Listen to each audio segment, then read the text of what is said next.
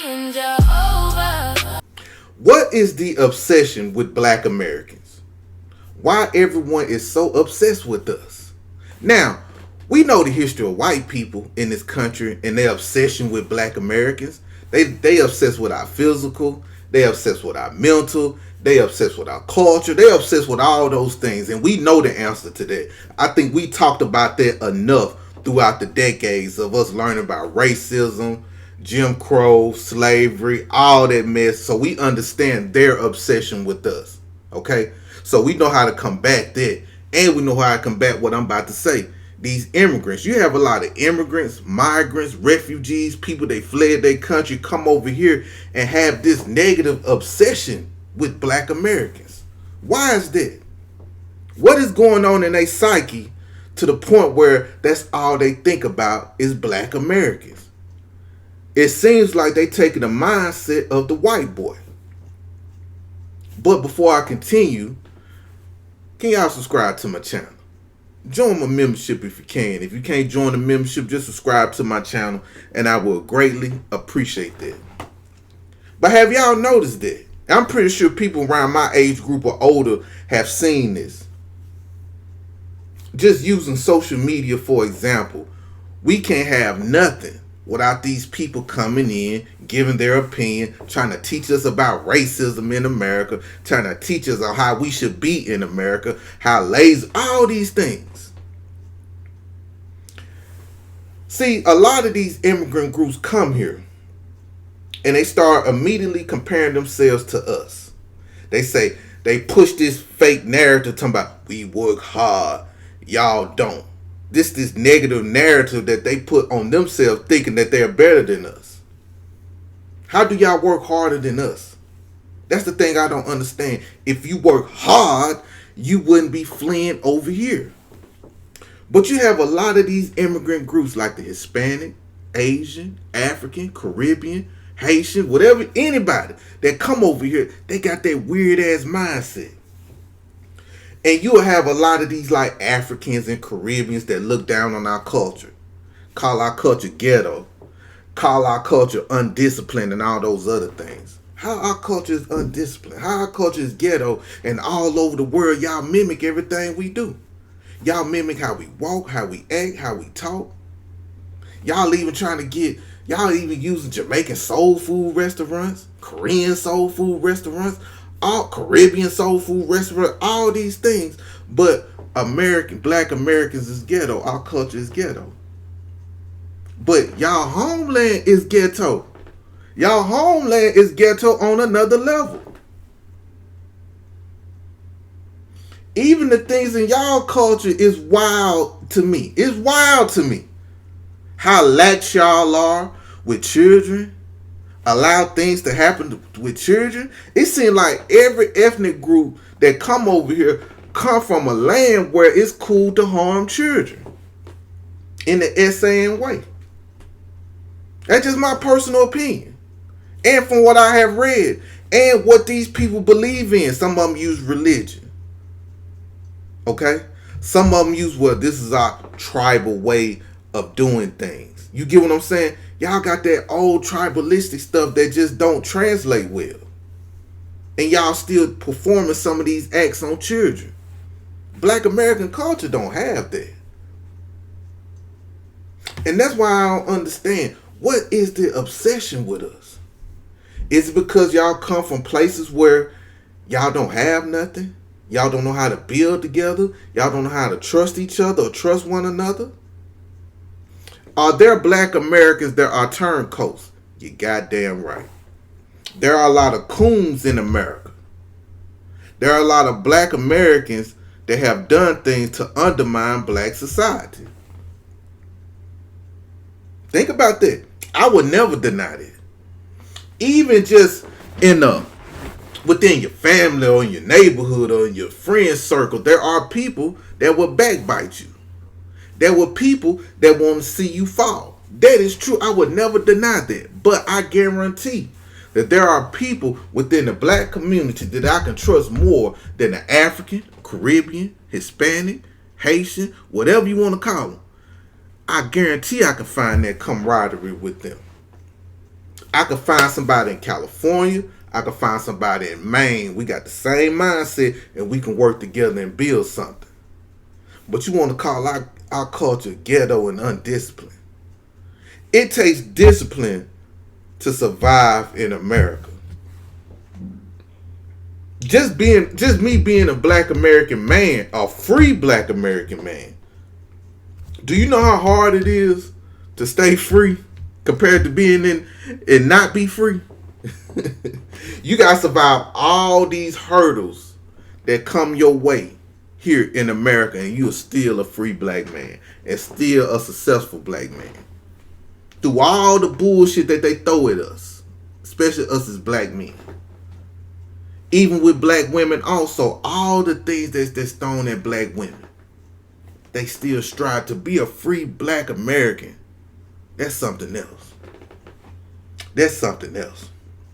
And I always tell folks, like, when these people come here, it's like a competition with them. It's like they want to compete with us with the same jobs. If you ever notice, you work somewhere, like especially in the healthcare field or the cleaning industry, you know what I mean by the cleaning industry, you know, like maybe janitorial work or house cleaning services and stuff like that, or even let's say fast food or just certain industries where we was dominating it at one point in time.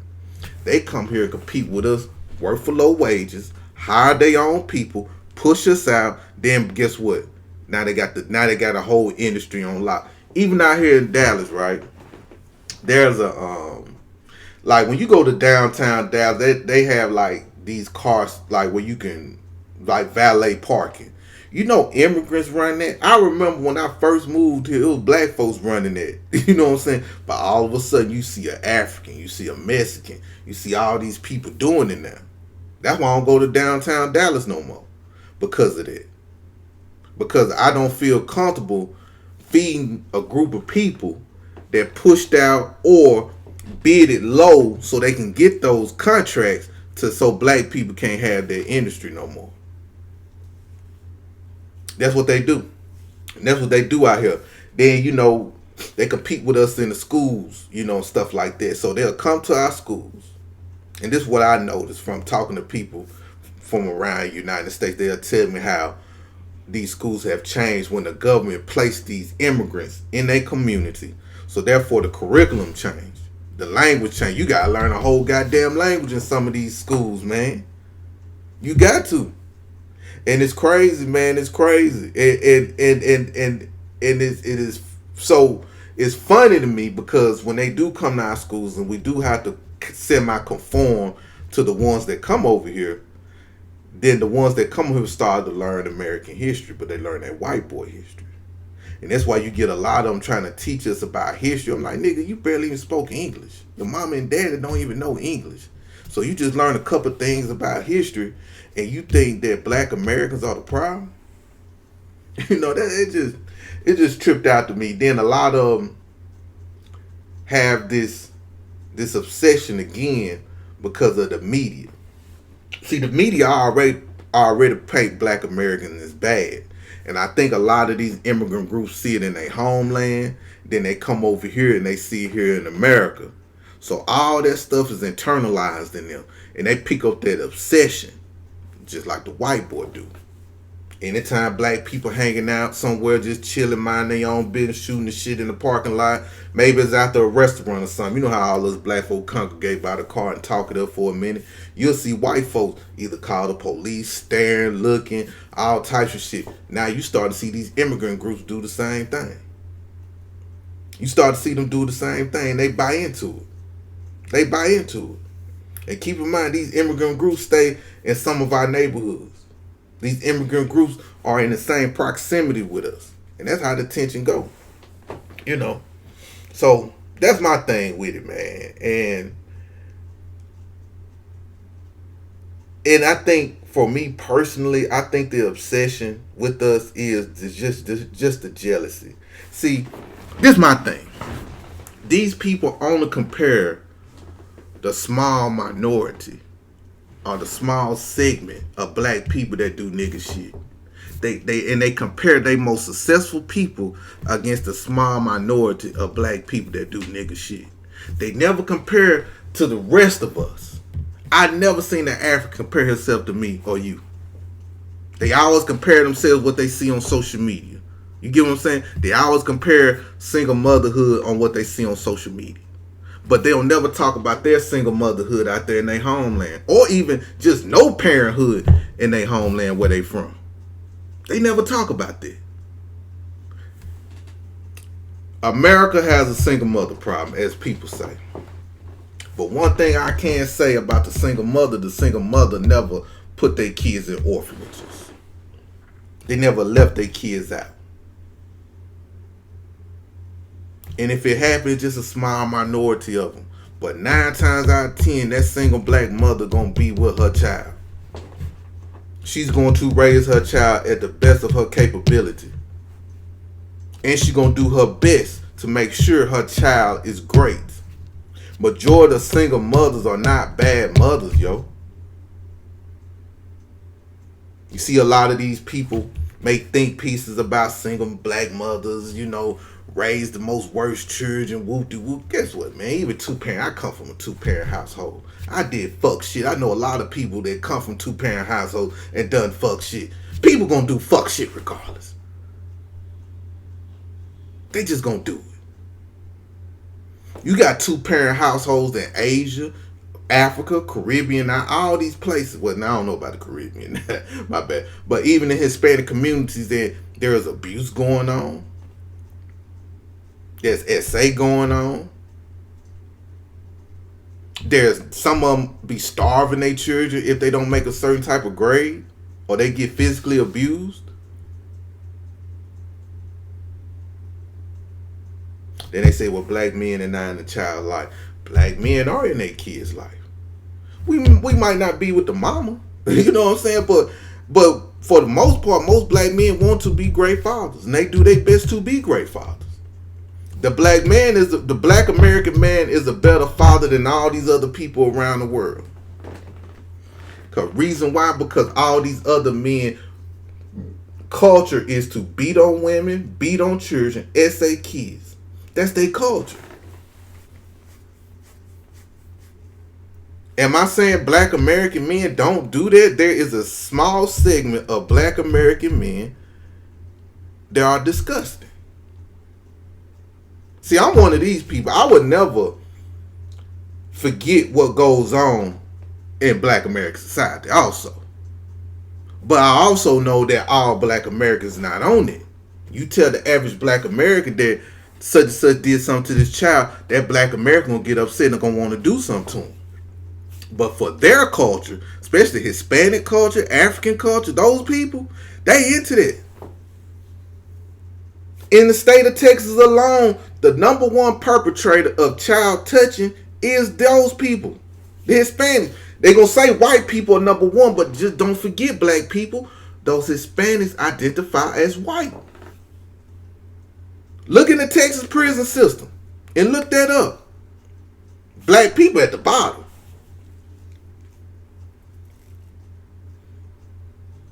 Listen, it's this article. And I'm so happy delineation is popping right now. And with this delineation, man, it's really pushing us forward. It's really opening our eyes to things that we knew, but we didn't know, and it wasn't pushed, right? That's why a lot of people blame the older generation. I'm 50-50 on that. You know why? Because I'm an 80s baby. I was born in 82. So I grew up when I started to really comprehend what's going on, like in 89 to now. But I saw the propaganda on the news. I saw the propaganda that was being shown to us on TV. So I could understand certain things that was going on that made a lot of our elders uneducated and not looking at what's really going on and things being hidden and them being blind to certain things. But there were certain elders that did catch it. Right? It was certain ones that did catch it. So I can understand the brainwash, because we didn't have what we have right now is the internet, where we can look up things in the split of, in the snap of our fingers. We did. But let me read this article, right? This article is disrespectful, informative, and filled with a bunch of lies and truth. Okay? Disrespectful, informative, full of lies, but got some truth in it. This article was written by Time Magazine in 1985. This was in 1985. I think it was written July 7th, 1985. And it's called Blacks Resentment Tinged with Envy, or Tinged with Envy, or Tinged with Envy. I don't know how to pronounce it. But anyway, let me read this to y'all right quick. It's kind of long. Y'all just bear. I want y'all to listen to this. I'm going to stop a few times as I read. Along Harlem's 125th Street, the main artery of what was once the heart and soul of Black America, a group of embittered Black protesters demonstrates against the string of tidy Korean shops that now almost dominate the thoroughfare.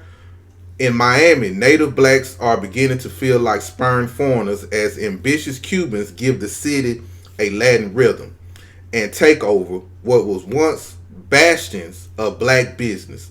On the grim concrete playgrounds of Powhatan Village in West Philadelphia, Black children called their Asian classmates chinks and gooks. The Asians quickly learned to call the Blacks spooks and niggas. Let me read that part again.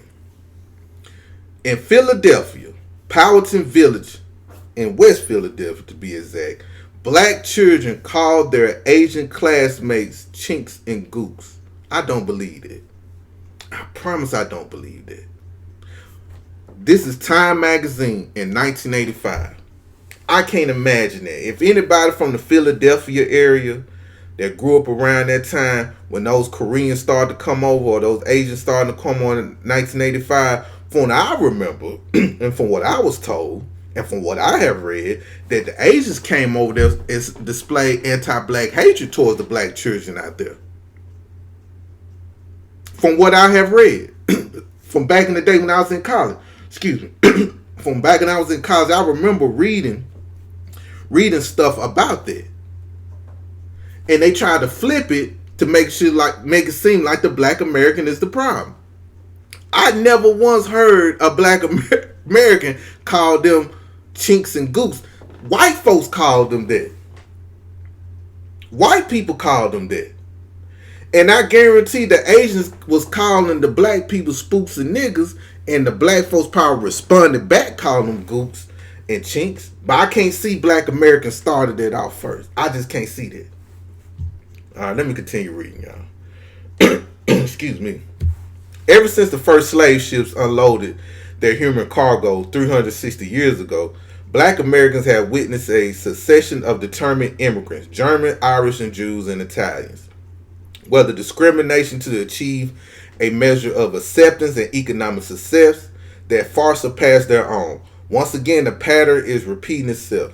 With the mixture of animosity and admiration and no small dose of resentment, Blacks are watching the new immigrants from Asia and Latin America flourish where Blacks have not. Already the median income of Korean, Vietnamese, Haitians, Cubans, and Mexicans has climbed past that of Blacks. Why is that? Why is that? See, they never talk about when these people first got here that they got all these set-asides, all these benefits, part of these refugee programs and stuff like that. They ain't talking about how white supremacy had just dismantled us, especially after the civil rights movement. They ain't talking about how they flooded these people in our communities, and that's the reason why shit went left. At one point in time, Black people had businesses. I think it's gonna speak on it continually up in this article. We had businesses, but they don't talk about the why. They think we just jealous of these motherfuckers or we upset with them. No, it ain't just that. Yeah, we looking at them because they the problem because they coming over here and they draining our resources. Yes, that plays a great part. Let me continue reading. Blacks tend to regard the immigrants as uninvited guests at a meager meal. Many believe the newcomers' gains come at the expense of blacks and that a racist system benefits the immigrants. Facts. Facts. Even back then in 1985, we saw that. But it wasn't pushed. It wasn't publicized like that. And reason why I wasn't pushed and publicized like that, because guess who had to be the boogeyman? The black American, because they made the black American seem like the boogeyman in this article. But that's a fact. These people come over here and work for nothing. We are not finna do that. We about our money. Anyway. Adding to the bitterness is the black perception that America's newest citizens are embracing one of the oldest traits, racial prejudice. Comedian Richard Pryor does a routine depicting a group of Indo-Chinese boat people taking part in their first citizenship class. Lesson number 1, the correct pronunciation of the word nigger. It goes back to what I say. That's why I believe when those Asians first came to Philadelphia, they was using it. They was calling us spooks. I remember when Richard Pryor said that. That's a fact. Where would he pull that out of? If it wasn't because of the experience of what he has seen. Why would he make up a lie like that? That's the truth.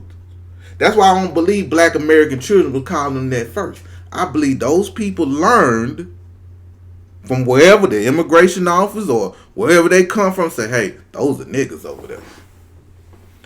Underlying the attention is a difficult and sensitive question. Why have blacks failed to advance and achieve the way old and new ethnic groups have? As social scientist Michael Harrington writes, why don't they act like we did? This has long been the cry of well-meaning white Americans who simply can't understand why blacks don't repeat the classic immigrant experience. White America, really? Really white America? When we did try to do it, y'all hated on us. During the Reconstruction era, doing places like Oklahoma City, like Black Wall Street, and all other places like Black Wall Street. Y'all destroyed it. When we had land, y'all found out ways how to take our land. Y'all rolled highways through. Y'all built highways through. Discrimination, racism, tyranny against black people. How in the fuck is we supposed to be on the same playing field as y'all? Especially when it comes to the wealth gap. How? Y'all implemented that stuff on us, man. Flooding our towns. Putting diseases in certain areas around the United States where black folks at. Racial terror. I'm not even including slavery. Reclassifications of who we are on this land. All that plays a part.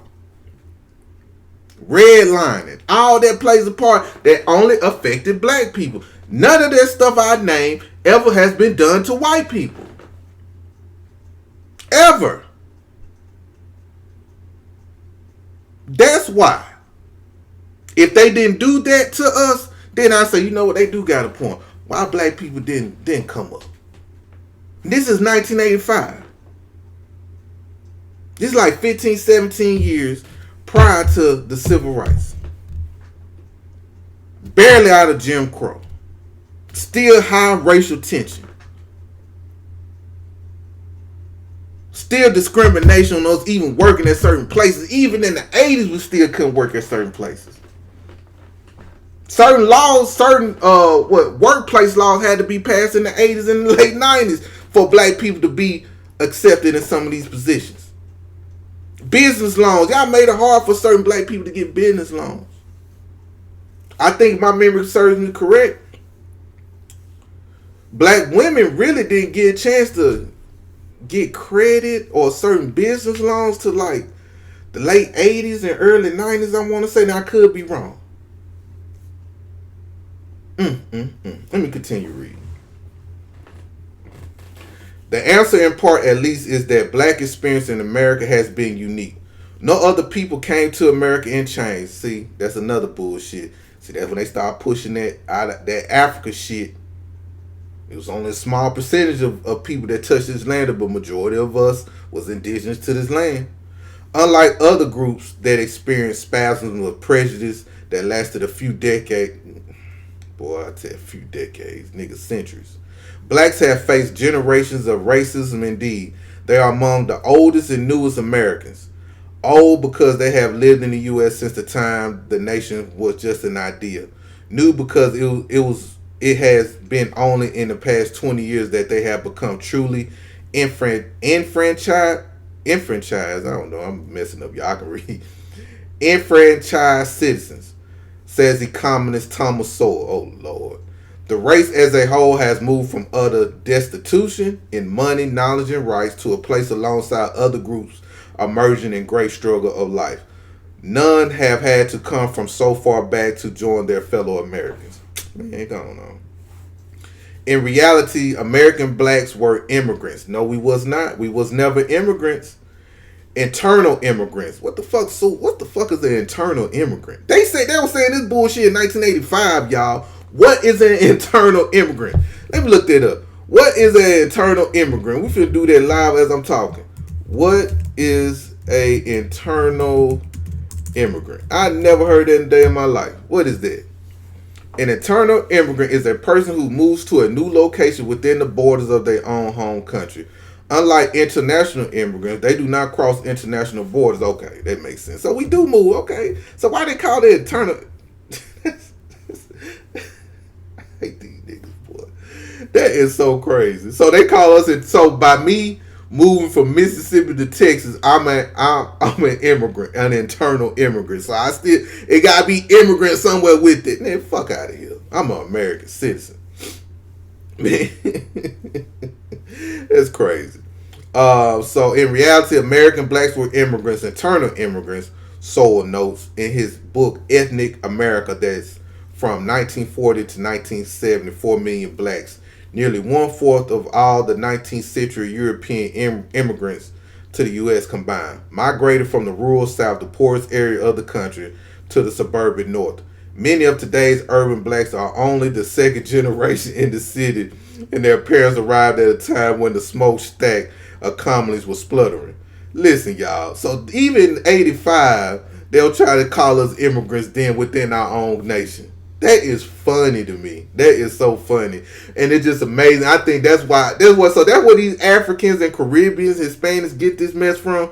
Talking about, well, y'all technically immigrants because, a lot of black people migrated from the south to the north, and, y'all immigrants, so y'all internal immigrants. I never heard that day in my life. Oh, my God. 1985, people. Millions of black Americans have in fact clambered up the ladder to create a stable and growing black middle class.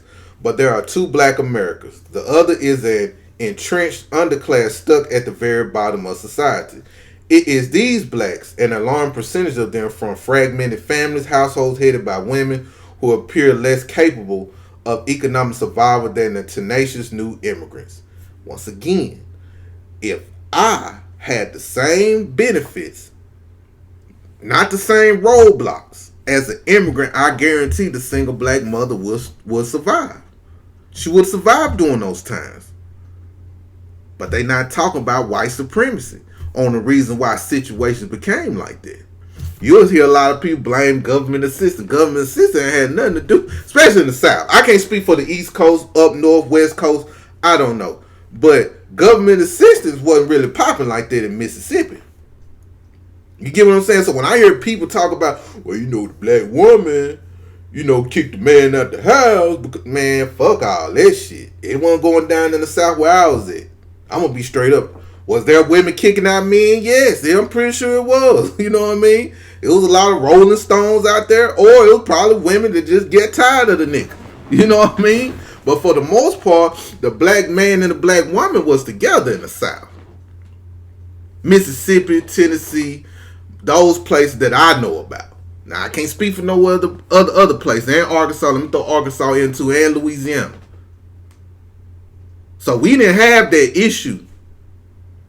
And that's just a fact. And I asked a lot of women that was poor, that's old during that time, what was it like? I even asked the men, Was you ever put out your house? I'm talking about these are winos on the street.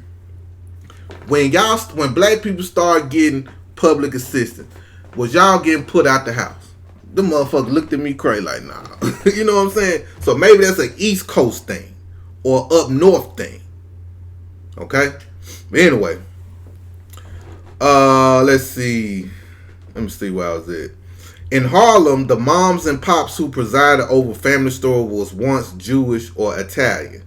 When they departed, local blacks were unable to capitalize on the opportunities, leaving many of the stores abandoned and boarded up. During the past 5 years, entrepreneur Koreans have taken over about a third of the stores on 125th Street. Last October, a ruckus began after a black man was evicted from Ike's grocery owned by Shin Brothers. A handful of black activists began a boycott of Korean merchants that went on sporadically for a few months, says Lloyd Williams, a neighborhood black leader. The effort became to get all the Koreans out of the neighborhood, as they should. And once again, we see this today. What's happening is you'll have, I'm just speaking from what I know. I'm pretty sure y'all know more than I do, especially people that's in real estate, people that sell real estate, people that own businesses. So if I'm wrong, y'all correct me if I'm wrong. But a lot of these, and I can't speak for New York because I don't know the situation that's going on in New York right now. But a lot of these places, when white flight happened, especially in the South, a lot of those Indian folks, those people who come from India, they bought a lot of those plots and land, and we was buying it too, but they bought like the majority of them. And when it was time for us, try to get businesses or try to rent out stuff, they wouldn't rent out to a lot of black Americans out there. And I think that's what happened in New York also. A lot of those Korean folks with a little paper came and probably bought the whole block out. Because you got to think, man, during that time, you had heroin going on. You got to think, man, these people inflicted war on our communities. The government inflicted war during that time. And here comes some fresh bodies coming in. That's just my personal opinion. That's my personal opinion. Among many blacks in Miami, there is similar resentment of the way Cuban immigrants have moved into small businesses. In 1960, blacks owned 25% of the gas stations in Dade County. By 1975, they had only 9%, while the percentage of Hispanic-owned stations grew from 12% to 48%. The average income of a Hispanic business in Dade County is now $84,000, almost twice that of a black business. Why is that? Why? Like, just think about it, just why. I don't know the answer. But if you just think, okay, so if it was 25% of gas stations in Dade County, what happened? What was the reason why that percentage went down to 9%? It's probably not even no percent now in 2026. But why did that go down? What happened? What did the city council pass? What did the state government do to sanction black Americans from having these gas stations? What stipulations was put on black Americans on these gas stations? A lot of factors go into that because, once again, immigrants work for cheap. They offer better benefits, and black Americans have to be pushed to a side. That's during the time that they were trying to, in my opinion, I think they were trying to wipe out black America. And they made it hard for us. That's just my opinion. Standing around Africa Square Park in Miami's shabby pastel colored Liberty City, a knot of young blacks laments the Cuban invasion. They're messing us up, says one. They're taking bread out of our mouths. Another complains that the Cubans and Haitians are willing and even eager to work for the legal minimum wage or less. Many of the young blacks say they would rather not work than hire themselves out for what they consider insultingly low pay, says Dorothy Fields, founder of Miami's Black Archive, a historical research agency. It appears that we have a group who feel the world owes them a living because of what their parents and grandparents went through. That's a damn lie. You don't owe us nothing. What's owed to us is this. Man, pay me fair. I'm not about to work for that little peas and nickels. I mean, pennies and nickels. Pay me fair. And shout out to the young black men that didn't, your young black children that didn't want to work for that shit. But that's why they brought them over here, because companies don't want to pay these folks this money. That's the issue. I'm almost finished, y'all. I'm sorry. This article just irked me, man. It just irked me. In Houston, Indo-Chinese immigrants have become an economic presence, sometimes virtually the only sign of vitality in otherwise depressed areas. Many own or manage 24-hour convenience stores in predominantly black neighborhoods, says a black Texas Southern University maintenance man who stopped in for a snack at a Vietnamese-run store. For the first time, you can buy fresh meat right in the neighborhood. It's the idea that a foreigner can come in here, move up so quickly that disgusts people. City Councilman Anthony Hall sees the immigrants as models, not enemies. Says they have pooled their resources and created some lucrative opportunities for themselves. That's a damn lie again. See, that's that model minority shit.